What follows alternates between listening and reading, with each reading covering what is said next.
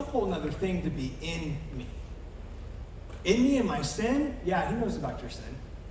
In me with all the darkness that exists inside me, yep, he's still in you then. But what about when I think about this, or I lust after this, or I want this, or I don't want this? Yeah, he's still in you. And he knows about all of it, and he chooses not to leave you. He stays in you. He is always with you. He will never forsake or abandon you. And he knows all the bad, right? And yet he stays. And God is for you. He is for you. It's nice for you to show up to a game of mine, to an event of mine, to go out on a date with me. It's nice for you to be with me. It's a whole nother thing for you to be for me, for you to have my back, for you to be cheering for me, for you to be rooting for me, for you to, when I fall, be like, oh, just get back up, Bubba, I got you. God is with you, he is in you, and he is for you. That's what you are promised. That is the hope over all the struggle, all the distortion, all the temptation, all the brokenness that exists. You are not in it alone, and so we need to act like we're not powerless in the midst of this, because you are far from powerless. You are more than conquerors, is what Paul says. And this is one of my favorite things. God is the grace that he gives. Grace is not a commodity. Grace is not something that God gives you as a thing. It's not wrapped up in a package and then you can accept it and use as much as you need, and then when you need more, you ask for it. Grace is literally the presence of God with you. So he doesn't just give you grace like, again, a thing. He is the grace that he gives. And his grace is enough, right? And his grace will cover all of that. And it is him. It's his very presence that is with you in this sexually broken world, this sexually insane world that we live in. It's him walking alongside of you, walking in you, cheering for you.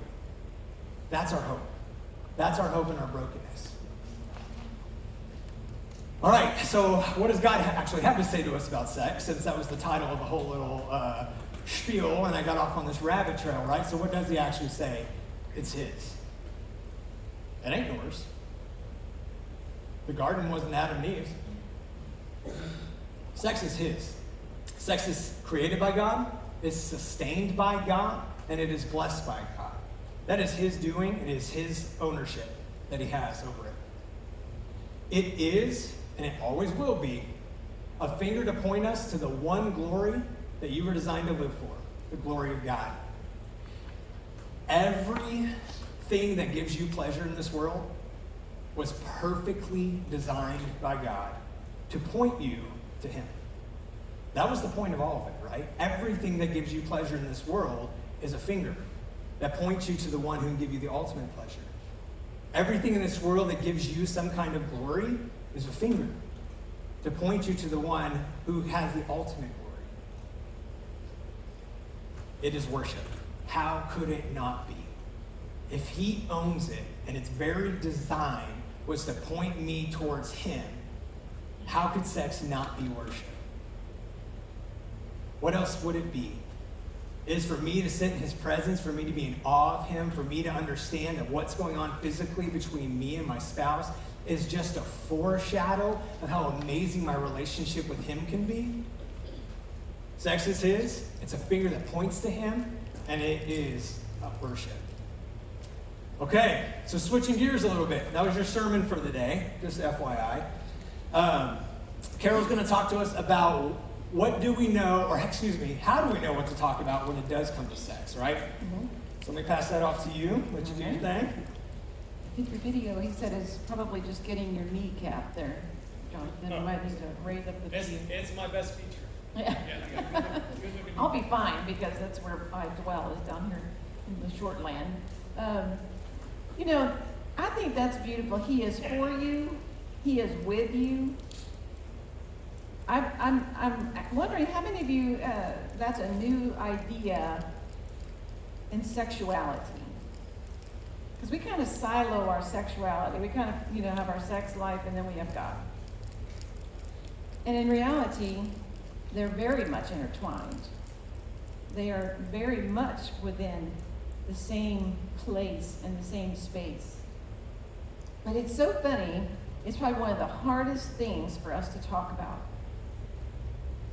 Talking about our sexuality and our sex life, people tell me all the time, oh yeah, we really need this. We really would like to get better at our sex life and well, tell me what you're doing.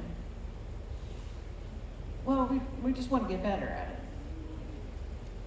But it's really funny because I think talking about your sex life between the couples is really like, well, it's kind of like moving a couch together. You ever moved a couch together or a piece of furniture? I think we've all had that experience. Watch this video. I drew a sketch of how I'm going to do it, okay? Rich, that's you. That's the couch. Oh, that's me. Wow. Certainly think a lot of yourself. Oh, that's my arm. See, I thought you just really liked your new couch. No, just follow my lead. Come on. All right, okay. Here we go. All right, ready? Turn. Turn. Turn. I don't think we can turn anymore. I just don't think it's gonna fit. Oh yeah, well, come on. Yes. Here we go. Pivot. Pivot. Pivot. Pivot.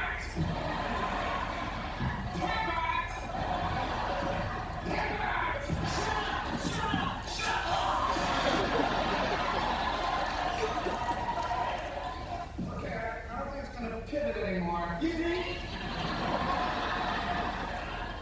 All right, let's bring it back down and try again. Oh.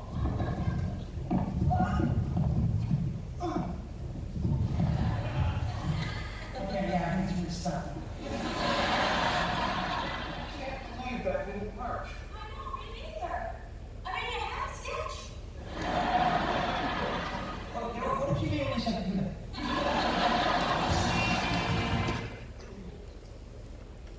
Have you had that experience before?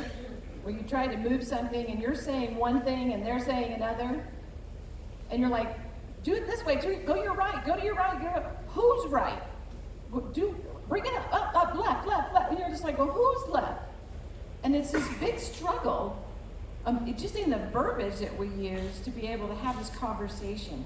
And I think talking about sex between couples is often in that same boat. We kind of talk in this general language. We act like you should know what we're supposed to be talking about. And we use some like code words and language that we're not really sure. And then we get frustrated and then we get angry and the conversation is over. Because you didn't understand. You never had that conversation? I've had it with a teenage child before. But when it comes down to this very intimate place, we have to be able to talk to each other. So, I think it's somewhat the same, some of the same principles in moving a piece of furniture like that, and that help us talk about sex in our home. The first part of that, and this is not in your notes, but you can write it down if you want to, is I think this conversation has to be on your living room couch, fully clothed, eyeball to eyeball. It's not a text conversation. It's not in the bedroom conversation. It's a conversation over the table. Maybe not at the dinner table.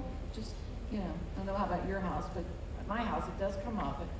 But it's not a conversation necessarily that you want to be having from a distance or in a highly charged spot, let's say. And I think secondly, it's a conversation that we must come to with patience. When you start moving furniture, you got a plan, you come together, you think the plan's going to work, because in your mind it makes total sense, right? It's easy. Just do what I tell you to do and we'll be fine. Yeah, sex doesn't always work that way. And so it's really kind of having this conversation about finding language that works well. And so I think that is a conversation had outside your bedroom, and it's a conversation that requires patience. Really listening to what your partner is saying. And you're like, well, I've heard it 100 times. Trust me, I've heard it. I know.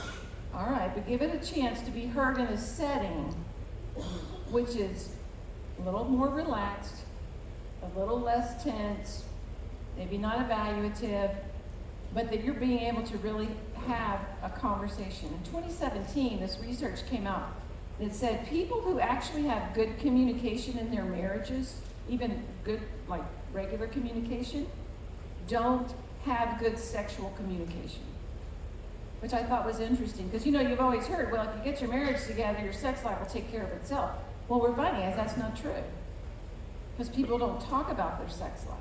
They have sex, but they don't talk about it. They don't discuss it. They don't invite it. They don't have healthy, sometimes, discussions about it. So it's a time to breathe. It's a time to just get to know and understand what your mate is and where he or she is coming from. I think the other side of that is that realization that both of them are right. You can move a couch. Two different people can have a plan and you can come together and both of you can be right. But you can't have it your way all the time. So that kind of makes it a little difficult conversation. And that there has to be active engagement, willful intent involved in the conversation, that you really are listening. Because like David Schnarr says, he's a sex researcher, he says there's a lot of things in your marriage that you can agree to disagree on. Sex is really not one of them. Because most of the time it takes both of you. That's not a given, but it's better when it's both of you. So it's a matter of fact of the realization that we have to work at this. I think the other side of that is too, we need to understand that in that kind of conversation of how to have this conversation is that you can have I call it fire needs air. The conversation in your home isn't just about I like this, I don't like this, quit that, stop that. That's the end of it. Maybe it's about some fantasy, maybe it's about enjoying some different things. And we're going to talk a little bit about that, about how far can you go in the Christian world, under God's great graciousness towards us. How far can you go with fantasy, with talking about erotica? You see, Satan has stolen erotica, I think, from us as believers. And that's the sad thing, because the word erotica is really, it's basically a creation of arousal and desire. There's nothing wrong with that, as long as it's within those confines. And we're going to give you a few things at the very end, kind of as a little filter process to what is okay to do in your marriage. And that'll be somewhat at the end when we talk about answering your questions. But the idea of this is that we've let all the world stuff steal the good stuff from us. I mean, some people, when you say the word erotica in terms of sex, are like, whoa, that's too creepy. You mean that stuff, porn and those things. No. I mean desire, arousal, wanting to be with your spouse, wanting to have a good time, wanting to enjoy this person the way God designed, the way He created it. Has anybody in here read the Song of Songs? Have you read it? Okay. We really need to have like a class on that one, very, very sensual and sexual. I was reading it this morning. That your breasts are like, fawns laying on the side of a hill. I don't know what that means, but it sounded good. Your teeth are like white sheep that line up exactly. Okay. That's close. We are talking about the Middle East, a couple thousand years ago, so white teeth would be a good thing.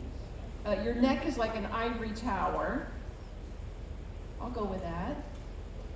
I mean, this is coming straight from the scripture. My beloved seeks out my garden. I think I know what they're saying there. I got that one. Okay, thank you. You've been to high school, you at least get that. That's kind of how I got started in this. I never told you this story. I have a son who's presently 22 and hopefully he'll make it to 23. And when he was about 15 or 16, he would always come home. He was very good at science, and he would always come home and he would use the language like vagina and the penis, and he just loved throwing those words around. Because, Ron and I are kind of old school. We're older parents, and we were just like, oh my gosh, do you have to stay? And I got thinking, why am I squirming? Well, my son's using these really good technical terms. Of course, a 16, 15-year-old boy can throw that word into a sentence that you're like, really? That didn't even go there. Shock and awe thing. I think he just likes to see us go. Ooh. But it really began to grow. He doesn't even know this. I wouldn't tell him because he'd think, oh, but it really made a difference in the way I always began to think of why am I squirming over that? And this whole idea of being able to talk about what God's designed, why can't we have some comfort level with that? And hopefully by the end of the day, you'll be a little more comfortable with it. I had one of my classes was 8 to 5, 5 days a week. It was a week kind of hybrid class. And part of your training in sex therapy is to, I think, try to say the words penis and vagina more than you've ever heard them in your entire life so that you don't flinch when you say them. There's a saturation point in it. Came home and told my husband, I said, I think I've heard those terms in just about any sentence you can make. It was probably I've used my entire lifetime plus 10, And so it was getting used to being able to speak that language. And we're going to talk a little bit about that in a minute. But another quote that says, we tell ourselves that intimacy in marriage takes two people who are willing to work at it. But unfortunately, we rarely have the slightest inkling of our job assignment in this project. And we have this whole thing. If you're supposed to be married, you're supposed to know how to have sex. It all just happens naturally, right? Everything just works. It's just easy. Blah, blah, blah. I hear that all the time from your youth pastor, or your pastor who doesn't want to deal with it. And probably some of you have found out that's not really how it works. It's not always that easy. And it can be kind of a complicated task. So we have to learn to talk about it so that we can learn how to better have sex, that we're on the same page with each other. So I want to do something. Since we have the time, I'm going to throw this in there, okay? What do you got? This is going to be really weird, okay? I'll just warn you, and you'll be okay, and you'll live through it. This is really improv. This is absolutely improv. You ended early, so we're good. But if you have a partner here, and let's see, if you need a partner, what are you having them do first? Or do you want them to partner first? Or do it's you want to tell them legal. what It's they're all doing? legal. It's all legal. Grab a partner. No. You need to grab your partner on the hand, with their hand, in their hand. And what we're going to do is something that's going to make some of you super uncomfortable, and it's okay. You're going to live, all right? I promise you. And if it really does make you uncomfortable, just talk about it. You don't have to do it, all right? So I want you to turn to your partner. We have a group of girls over here that you need to join that group.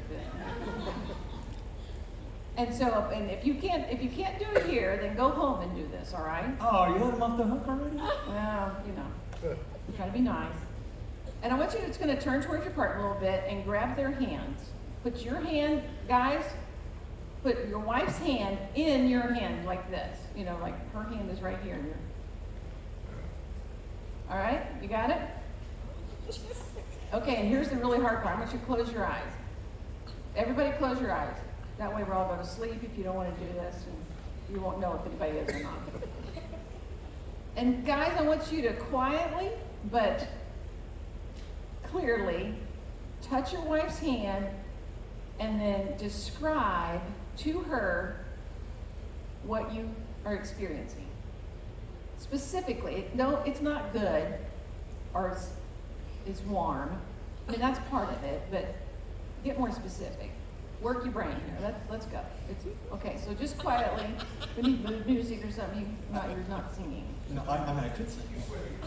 Like, I want to lose in. I mean, you can whisper it to your spouse if you want to, or your friends if you want to.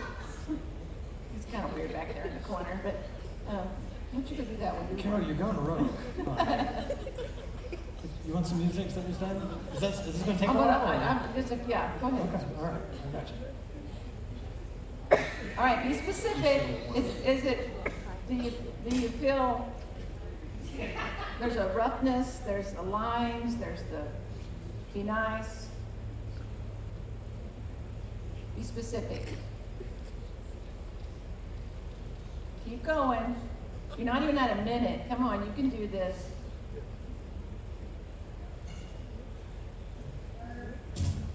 If you're not a touchy-feely person, then that's fine too. All right. Now, I want you to switch places. Girls, I want you to grab your husband's or partner's hand and put their hand in yours and touch. We'll have hip-hop dancing later. And I want you to tell them what you feel. Specifically.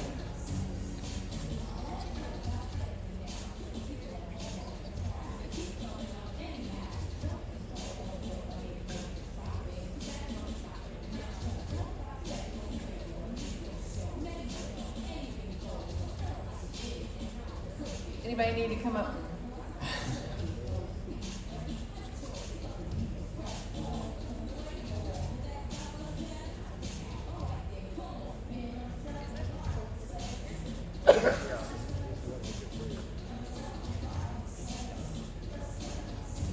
Okay, you're about 30 seconds in.